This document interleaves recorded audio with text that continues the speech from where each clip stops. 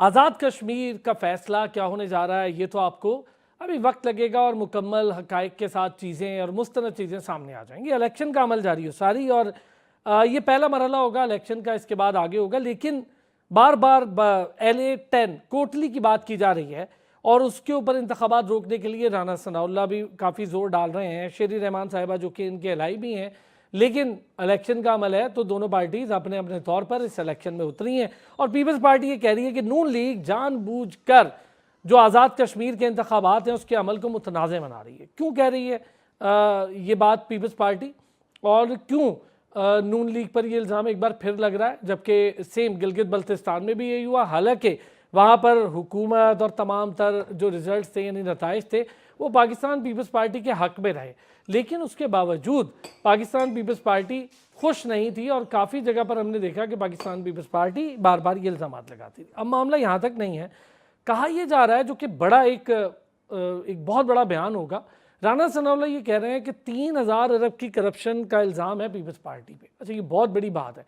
इसका जवाब भी काउंटर दिया है पीपल्स पार्टी ने, लेकिन राना सनाउल्लाह चूँकि ये लाए हैं एक दूसरे के साथ, हुकूमत में साथी हैं, हुकूमत चल रही है और अगर सेनेट का ओहदा देखें, स्पीकरशिप और बहुत सारी चीज़ें देखें तो काफ़ी सारी जगहों पर ये सारे एक दूसरे के साथ गवर्नर्स के तौर पर भी देखें, जैसे कि AP के गवर्नर या पंजाब के गवर्नर को, तो ये ओहदे और सदारती ओहदा ये पीपल्स पार्टी के पास है। अब मामला ये बहुत बड़ी करप्शन की बात है। उसके बाद उन्होंने कहा जी मीडिया इस पर बात ना करे। क्यों ना मीडिया बात करे, ये करप्शन दायरे आवाम के पैसों की है। अगर आप इल्ज़ाम लगा रहे हैं तो आपको सबूत भी देना होंगे और फिर क्यों ना बात हो इस पर, खामोशी रही नहीं जा सकती। दूसरी तरफ भारत को बड़ी तकलीफ उठ रही है आज़ाद जम्मू कश्मीर में होने वाले इलेक्शन पर, इस पर भी हम बात करेंगे। ख्वाजा आसिफ ने मुंह तोड़ जवाब दिया, करारा जवाब दिया।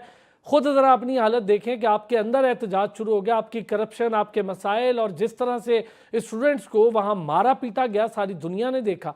और ख्वाजा आसिफ बिल्कुल मेरी नज़र में, मैं तो काफ़ी अरसे से कह रहा हूँ, बिल्कुल ठीक बात कर रहे हैं कि जो भारत है वो इस पूरे खित्ते में खुद दहशतगर्द है और दहशतगर्दों का सरपरस्त है, इसमें कोई दो राय नहीं है, हमारे सबके सामने वो चीज़ें हैं।